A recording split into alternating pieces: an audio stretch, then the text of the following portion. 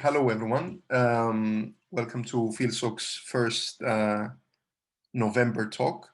This time we have our own Professor Glen Pettigrove, who typically works on virtue ethics and moral psychology, and this is exactly what he's going to talk about today. Professor Pettigrove, welcome. Thanks. So let me take just a half second to share my screen, and then we can start. All right, hopefully you can see that. So the topic for today is just to look at the relationship between some work that's been done in social psychology and a particular approach to normative ethics, namely virtue ethics. There have been some people who have come along, picked up this research, and have suggested that it proves that virtue ethics is wrong. And what I want us to do is see why they think that's the case, and then reflect on whether they're drawing the right conclusion. So just by way of stage setting, for those of you who haven't taken ethical theory yet, there are three broad families of ethical theory that are dominant within the current discussion.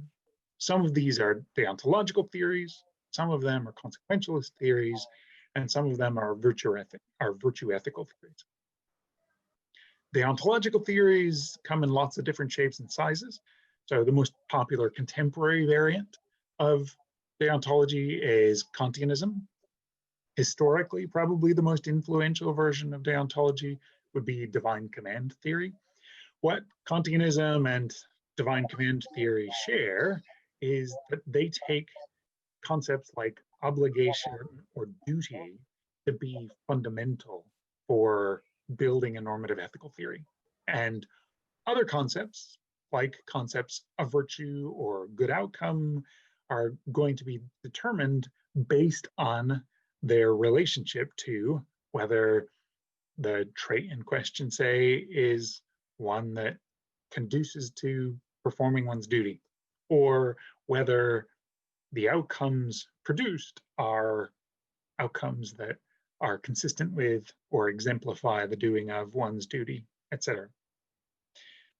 Consequentialist theories come in lots of different shapes and sizes, but the most popular version of consequentialism is utilitarianism.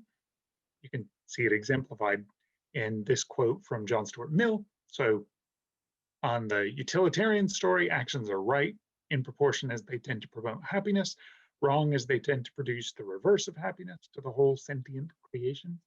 The thing that's distinctive about consequentialist theories is they take outcomes or consequences to be the fundamental concept in building a normative theory, and then they'll explain other normative concepts like obligations and like virtues and vices in terms of consequences. The third family of theories, virtue ethical theories, again come in various shapes and sizes, but one popular variant is the one advanced by Rosalind Hursthout.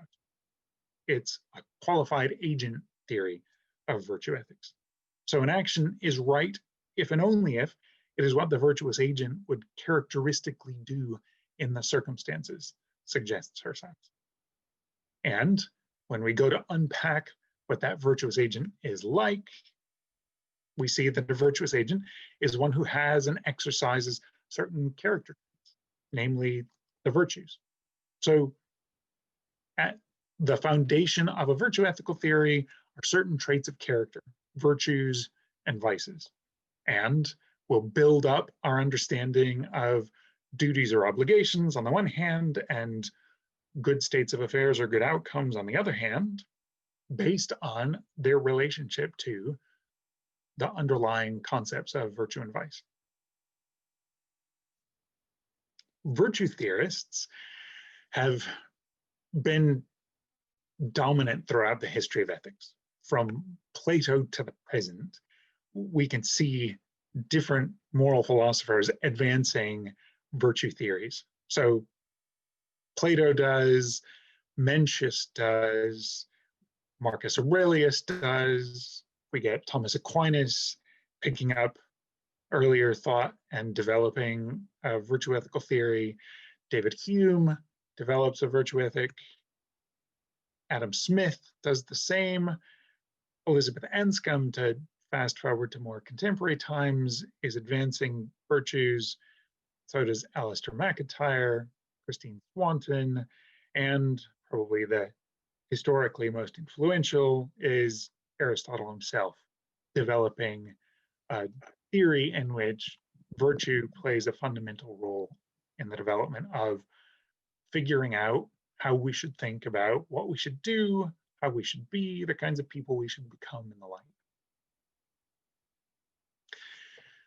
Along come a group of challengers in the late 90s, early noughties, who want to push back against these virtue theories on the basis of research that's been done in social psychology.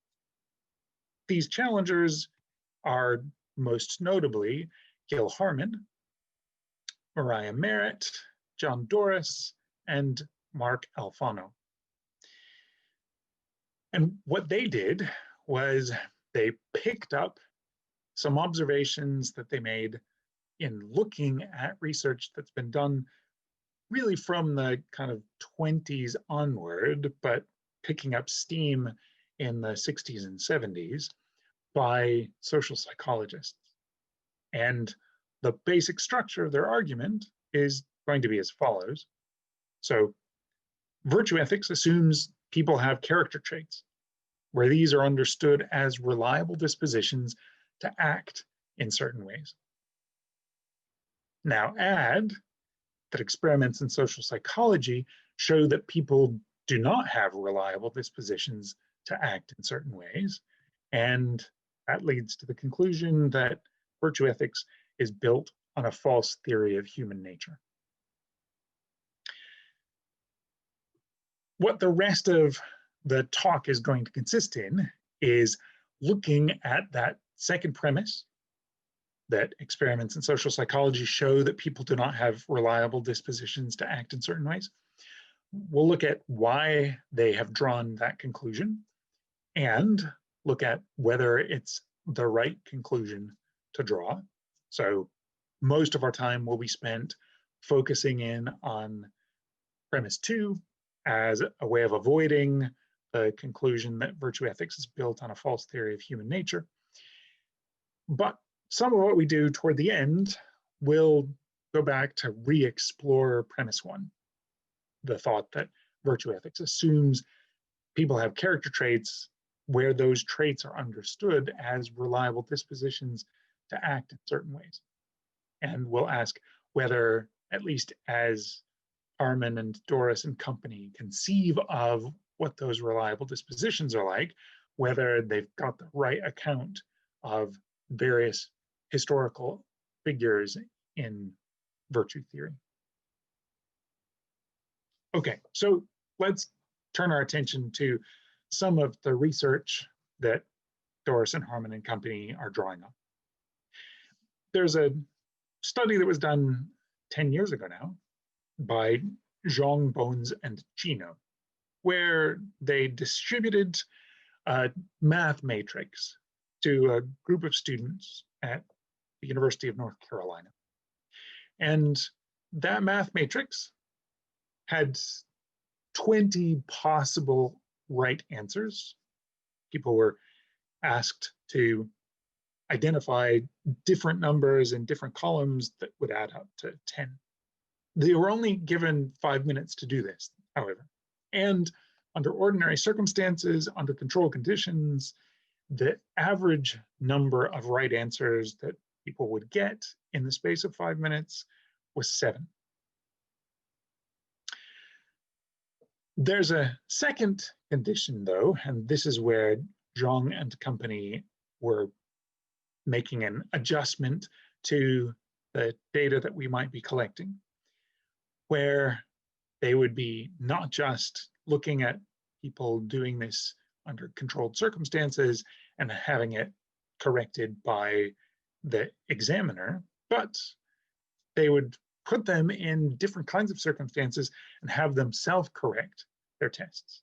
And the variant that they introduced was just the level of illumination in the room.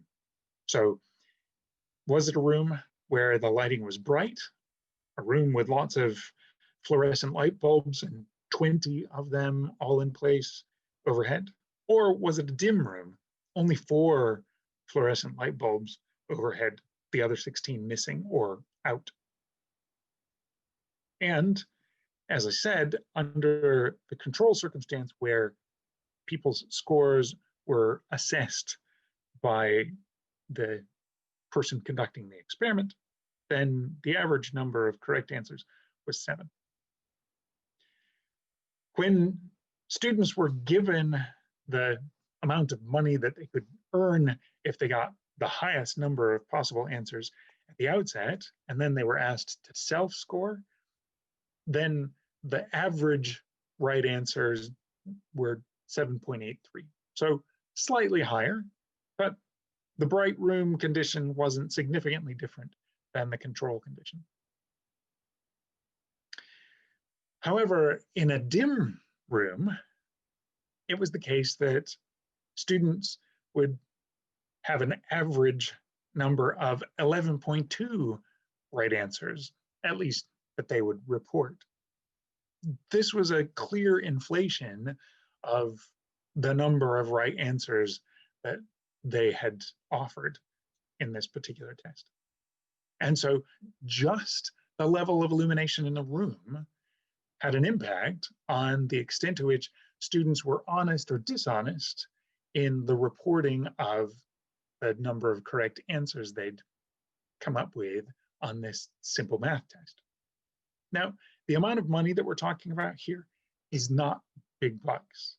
The total amount that students could walk away with from this experiment was $12.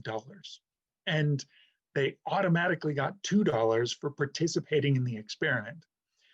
So the number of right answers correlating to the amount of money that they would get was roughly 50 cents per right answer. That's how much money they were cheating for, was 50 cents per right answer. But that really minimal temptation plus the change in illumination was enough to alter the reliability of the information that students reported. And students didn't know this at the time, but after their exams were, or sorry, after their math matrix test was submitted, it was scored then by one of the experimenters, and the experimenter could see the extent to which they had an exceptionally bright bunch on that occasion or an average bunch, and it turns out they were entirely average. They ran a second experiment exploring the idea that the amount of illumination that was present might have an impact on how people behave and how honest they were, or in this case, how generous they were, picking up a different kind of virtue. So they played an online dictator game where they started off with $6 and was just one move made in the game with one other player. And that move was to decide how much they were going to share with the other player. And students were asked to do this either wearing clear glasses or wearing shades. When wearing clear glasses, then those who were participating on average gave about half of the money that they'd been given in total. So they cooperated fairly with the other player. When wearing sunglasses, however, they were a bit greedier. They only gave $1.81 on average to the other player. So notice we might explain the bright room, dim room difference in terms of thoughts about cheating and how likely we are to be caught cheating, even though the room that had the 4 fluorescent light bulbs overhead was still well enough lit for people to be able to see.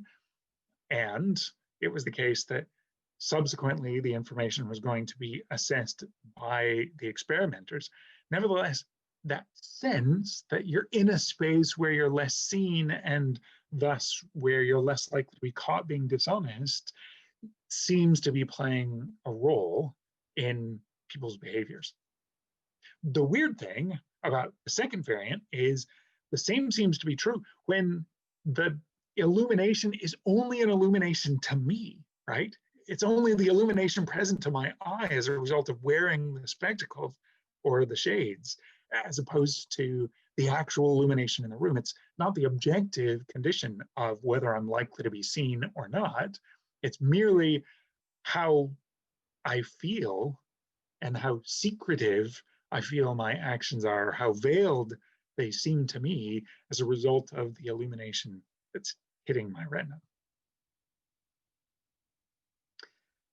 Second case, an important historic case conducted by Darley and Batson back in 1973 at Princeton Theological Seminary. What Darley and Batson did is they took a group of Princeton Seminary students and they asked them to read either the story of the Good Samaritan, where you've got a story from the Gospels of a man who's traveling, gets set upon by thieves, left bleeding by the side of the road. A number of people walk past that culturally you would have expected would help him. And then the person that nobody in the audience would have expected to stop and help is the one who stops and offers assistance. Alternatively, other subjects were asked to read something about the kinds of career opportunities that seminary students might pursue. And then subjects were asked to walk a few minutes across campus to another building and give a short presentation on what they'd read, either on the Good Samaritan or on career opportunities. Along the way, between the room in which they read the vignette or the parable and the place where they were meant to give the presentation, they encountered somebody who looked as though they were physically unwell, coughing, clutching at their chest, slumping over in a doorway. Princeton Seminary's campus is not an urban or metropolitan campus. It's a pretty green, sort of garden-y campus. And so it's not a place where you're likely to encounter lots of drunk people slumping in doorways or homeless people or the like. It's going to be really unusual to find somebody who's just hanging about in a doorway, sitting on the ground, and very unusual to find somebody looking like they're physically in distress. What they found in the experiment was they found that of the subjects who were given the parable to read, 53% of them stopped and offered assistance, like the Good Samaritan in the parable offers assistance. Whereas only 29% of the subjects who read the vignette about career opportunities outside seminary stopped and offered assistance. But the thing that was surprising wasn't that. Maybe you would expect some kind of influence based on what you're reading. The thing that was surprising was they suggested a different variable that they'd introduced. How much of a hurry subjects were meant to be in when they left the room where they were doing the reading and went to the room where they were meant to do the presentation. Some of them were told they had plenty of time to get to their destination. Some were told if they hurried, they had just enough time. And some were told they really needed to hurry because they were running late. And 63% of those who were told they had time to spare stopped to offer assistance, whereas only 45% of those who were told they were just on time stopped to help.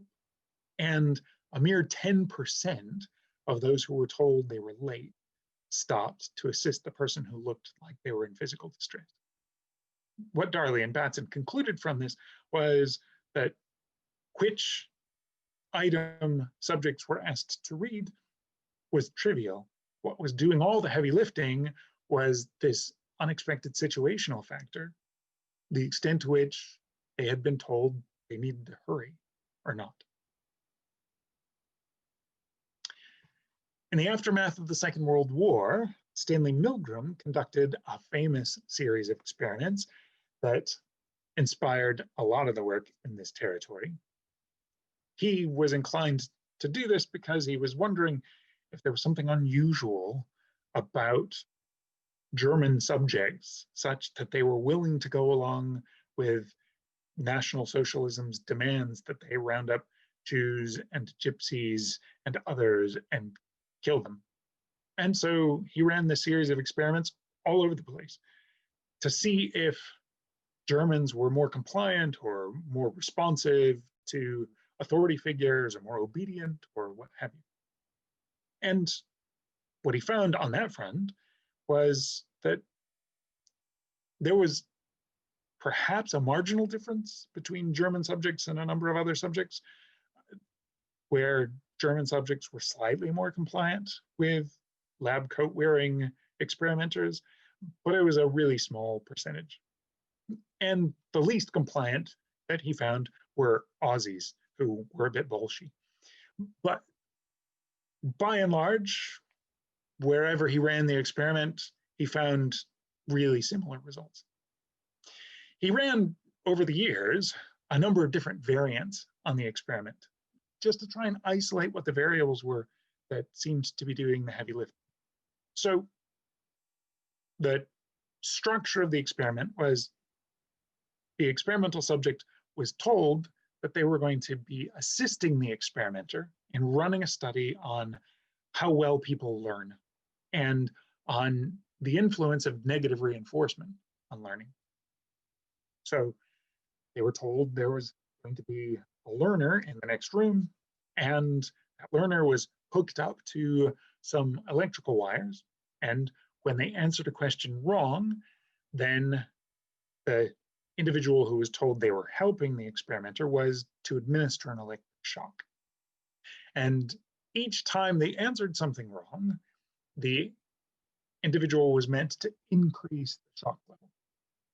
You can see the dials there in front of you on this faded out image, and you've got 45 different possible settings of shock that go from, I think, 15 volts at the bottom up to, as you can see, 450 volts at the top. And partway along the route, right in here, you've got an indication that says, danger zone. When the subjects who were told they were supposed to be helping teach, when the subjects were left to direct the study themselves, then when the learner, who was a Confederate, got it wrong, they would administer the shock, but the maximum level of shock that they would administer was to go up to an average of 5.5 on this range of possible shock levels. But when it was shifted so that an experimenter was directing, then things changed. When subjects were directing, the first time the learner protested as to the discomfort of the shock administered, almost everybody stopped. But when the experimenter was directing, standing there in the lab coat, in the room, and hearing the person in the next room say, ouch, that's uncomfortable, and then eventually scream out and then complain that they've got a heart condition and ask to stop and then stop responding altogether, etc. When the experimenter was in the room through this sequence, then 80% of the subjects involved in the study shocked to at least the 270 volt mark. And 65% of them shocked up to the maximum 450 volts.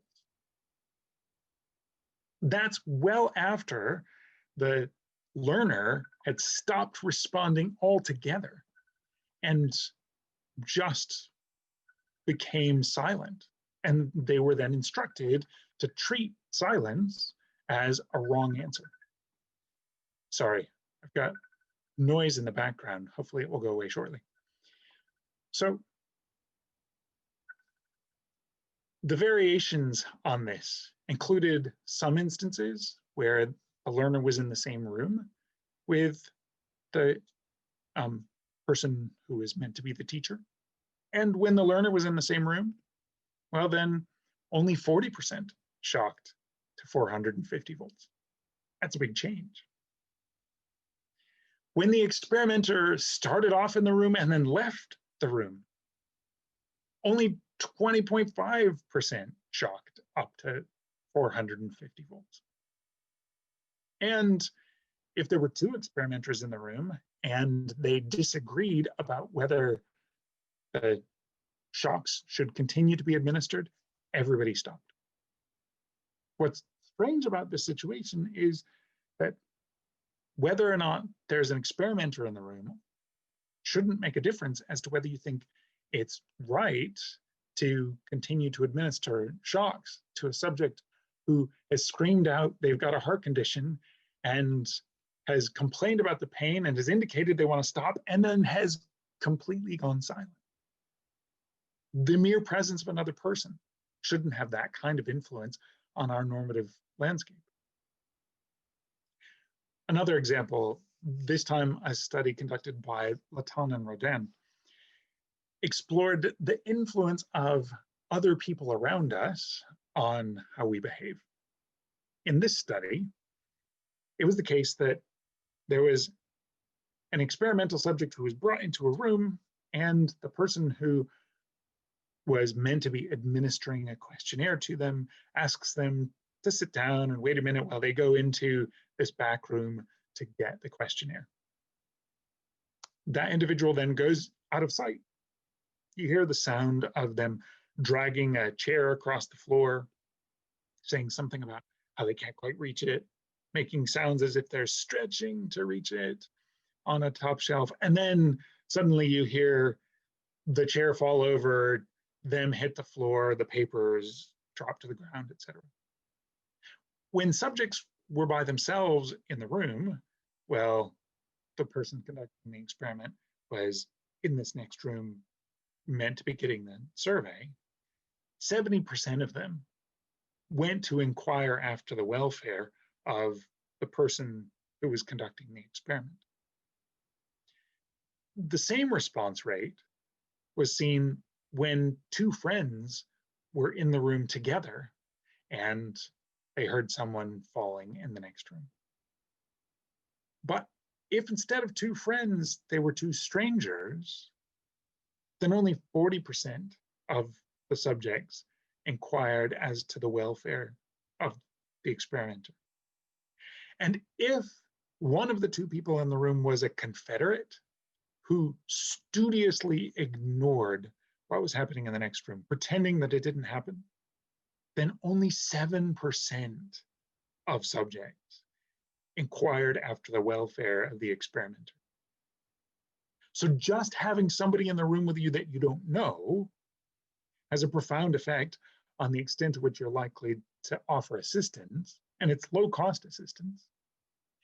Having a stranger in the room who pretends nothing is happening has an astonishing effect on people's willingness to offer assistance. Just a couple more. So in Matthews and Canon, they also explore helping. In their case, the influence that they're exploring is going to be volume of sound. So you've got somebody getting out of a car, grabbing a box out of the car that has a number of books stacked up and some papers kind of haphazardly. And as it looks like they're moving in on this quiet, tree-lined street to some house a few steps away, the bottom falls out of their box and the papers and the books scatter. And under the quiet condition in that environment, 80% of passersby stopped to offer assistance to the person whose stuff had fallen. But when a lawnmower was being revved nearby, the number of people who stopped to assist dropped to 15%. Just the sound of a lawnmower engine revving made a difference on people's willingness to help. Final case that I'll introduce is a study that Barron conducted in 1997. Barron had someone approach subjects in a shopping mall and ask them if they could make change for $1. And there were two different kinds of environment in which they approached subjects. One sort of environment was outside a clothing store, which was considered a neutral smell area. And outside a clothing store, 22% of men were willing to help make change for $1, and 17% of women offered to make change for $1. The person asking for assistance only asked people of the same gender as themselves, so as to eliminate possible differences in authority or gender dynamics, confusing the data. As the experiment continued, though, there was another set of subjects in a different part of the mall who were approached. These subjects were approached outside either a Cinnabon or a Mrs. Fields cookies, where the smell of baked goods is wafting through the air. And interestingly enough, when approached outside Cinnabon or Mrs. Fields, 45% of the men asked were willing to make change for $1. And a whopping 61% of women offered to make change for $1 when asked. That's an enormous shift. And part of what these studies are meant to highlight is influence of things that we take to be morally irrelevant on people's moral behaviors, right? The extent to which your environment smells nice, smells like sweet baked goods, is not morally significant and has no bearing whatsoever on whether you should be willing to help another person in this really minor way, not even in a sacrificial way, because they're just giving you a bill as you give them coins of the same numeric amount. Similarly, the extent to which the room is well lit or poorly lit has no moral significance on whether or not you should be generous or whether you should be honest. And the extent to which there is a lot of noise in your environment of an unthreatening sort, just a lawnmower, not noise from gunshots or bombs dropping, just a lawnmower, shouldn't make a difference as to your willingness to help. And yet it does. So what follows from these kinds of experiments? Well, Harman suggests that what follows is that humans don't have character traits, and that we then should give up on virtue ethical theories because it's built on false assumptions about what human beings are like. But Harman's move is much too quick because there are several ways you might resist it. One way you could resist it is to grant the experimental data that he's presenting and just deny the conclusion that virtue ethics should be rejected. So grant him the conclusion that human beings don't have character traits. But nevertheless, you might think virtue could be an idealized theoretical notion that is still of use. So Platonic forms might be this sort of thing. Certainly, John Rawls' original position is this sort of thing. It's an idealized theoretical notion, right? And yet it gets us genuine traction. And it's not just moral idealized notions that we use in this way, we imagine frictionless environments and experiments as a way of isolating certain variables. It can be useful to idealize when theorizing. So one response is just to say, well, virtue is an idealized theoretical notion. We can still use it to provide ourselves some anchoring in thinking about what we should do. Even if we never live in paradise, we could still imagine paradise and use that as a tool for critiquing how we currently are organizing our lives. But there's a deeper way that you can resist Harman's conclusion. Now you're not just resisting his thought that we should abandon virtue ethics, but you're resisting his conclusion that the evidence provided by the situationist literature is that human beings lack character traits of the sort that virtue ethics requires. So going back to the Barron study, remember that even outside the store, the clothing store environment, it was still the case that 22% of the men approached made change for $1 and 17% of the women. That's not nobody.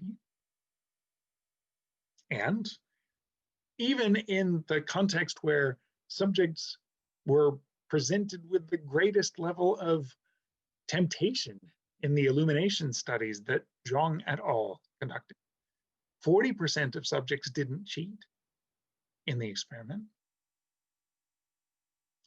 Back to Darley and Batson, when people were told they had time to spare, 63% of them stopped to help. And even in the hurry case, 10% stopped to offer assistance. And even in the worst case scenario in Milgram's experiments, 20% didn't shock, even up to 270 volts. And 35% refused to shock up to the maximum level. In the lawnmower case, in the no noise situation, 80% of people stopped to offer help. And even when you've got the noise, 15% offer assistance. So it looks as though Harman has exaggerated his conclusion. It's not that there's no character. Maybe it's just that lots of people don't have a very good character. This is the kind of conclusion that Rachana Kandekar brought. In response to Harman, she says, well, if you go back and you look at Aristotle, you're just going to expect that virtue is rare, that not many people have it. It's only if you've been well raised in the right kind of environment and you've had the opportunity to practice in the right sorts of ways, et cetera, that you'll come to have the virtues. So what the experimental evidence tells us is that a bunch of the people that we would ordinarily say are courageous or generous or helpful or honest just aren't. But that's okay, because, well, virtue is an excellence. You might even say excellence by definition is rare. And so the fact that virtue is rare is exactly what we should expect. Another kind of response that might be offered to situationist literature is the one that John Dorris recommends. So unlike Harman, who says reject traits altogether, what Dorris suggests is, no, these experiments don't show that people lack character traits simpliciter. All they show is that our conception of character traits is too globalized.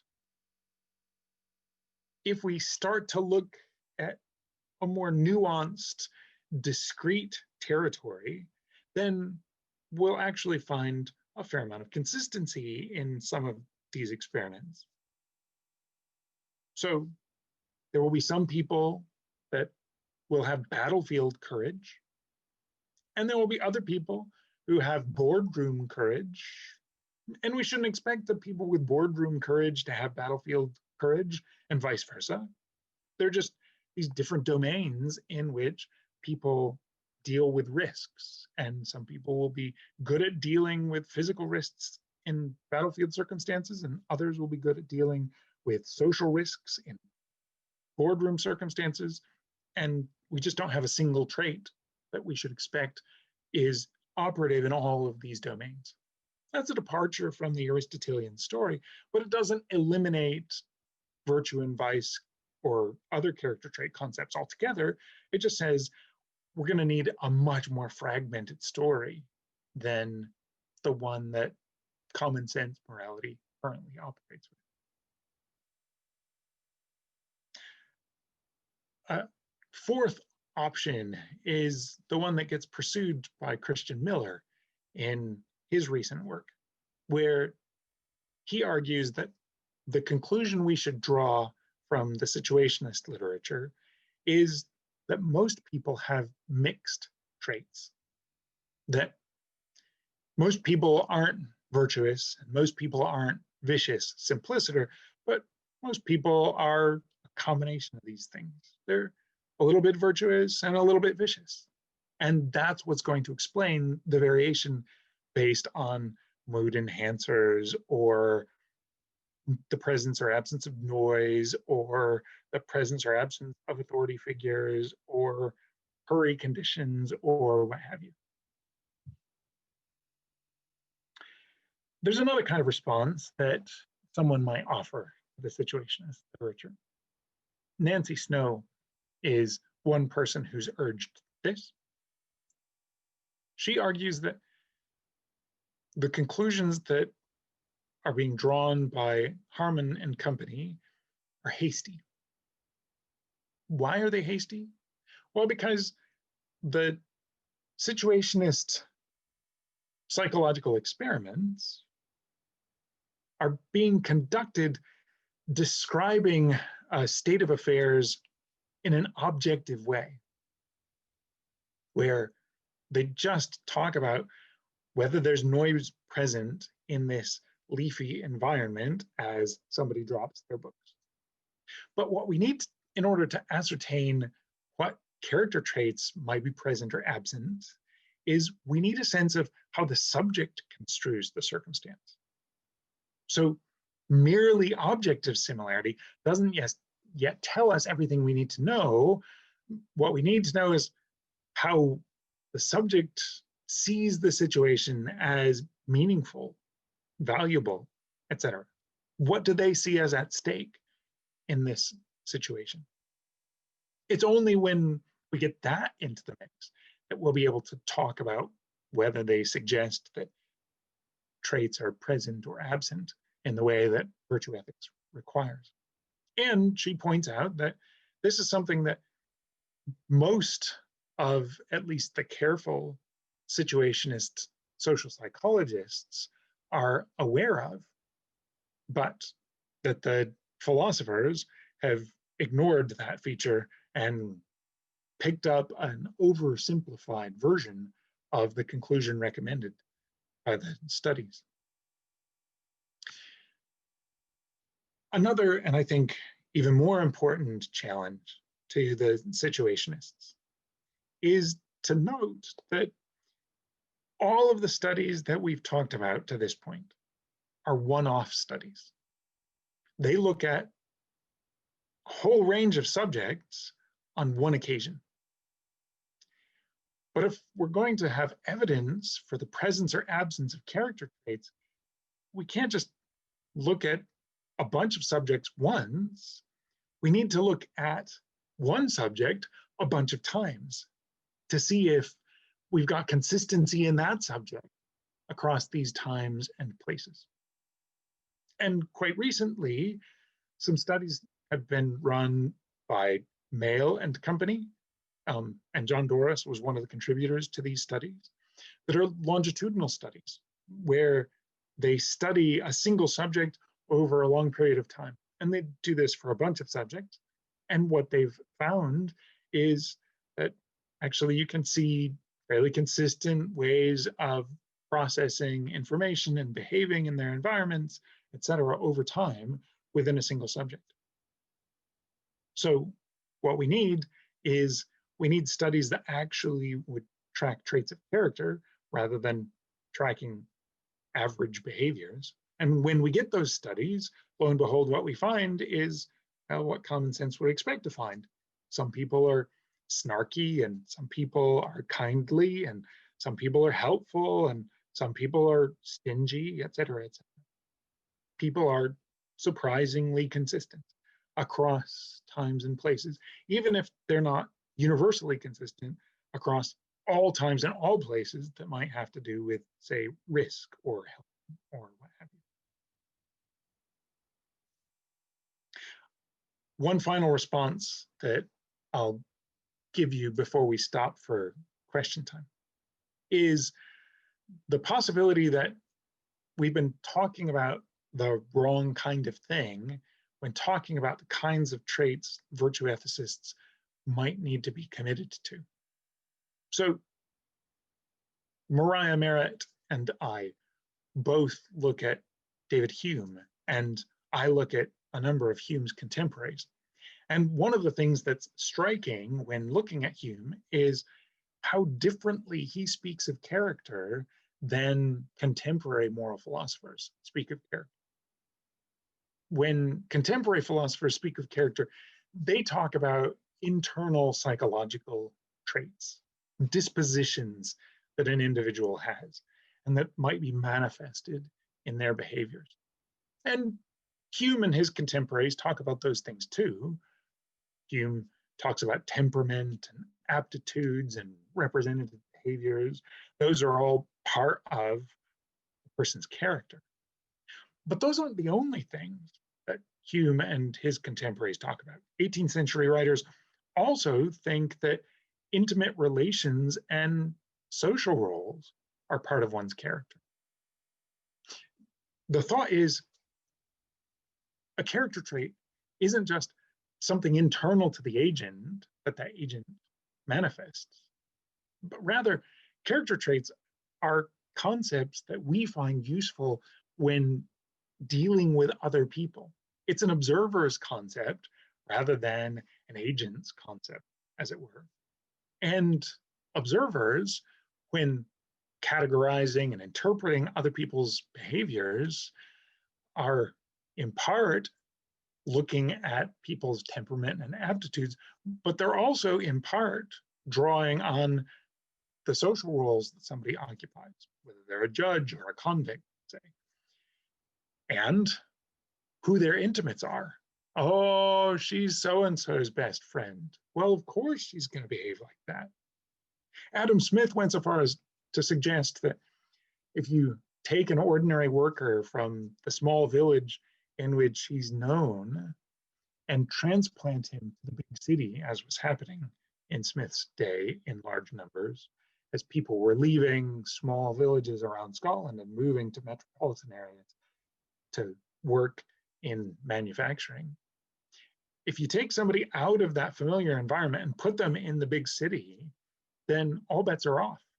Even if you could predict their actions, interpret what their character was like in the village context, you couldn't do so any longer in the city until they'd formed some smaller, more intimate community in that environment. And once they'd done that, well, then you once again were in a position to be able to interpret and predict what they might be like in that space. If that's the case, then maybe we should think of character traits as socially constructed, as a rubric that we find useful for understanding what people do, rather than as a pseudo-medical condition that we could dig into somebody's mind and find if we could just pry it apart in the right way. And if that's the case, well, then a lot of the things that have been marched out as experimental evidence that would challenge the existence of character traits would actually fall back into line. Like the study that looked at how people responded to someone falling in the next room based on whether the person with them was a friend, or whether they were by themselves, or whether they were with a stranger or a quiet, strange confederate.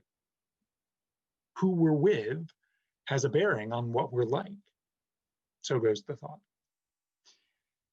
So there are a number of different ways that virtue ethicists can respond to the situationist challenge. The upshot is that it's hasty for us to automatically conclude that one major family of normative theories should be ditched as a result of the research that's been done. At the most, what we get is the suggestion that we need some additional research and we need some refinement of our concepts. But it's open for us to say what's consistent with Plato and Aristotle, namely that most people don't have the virtues. And that's what we should expect. And that's what the situationist experiments have revealed to us. Let's stop there, and I'll turn it back over to Konstantinos.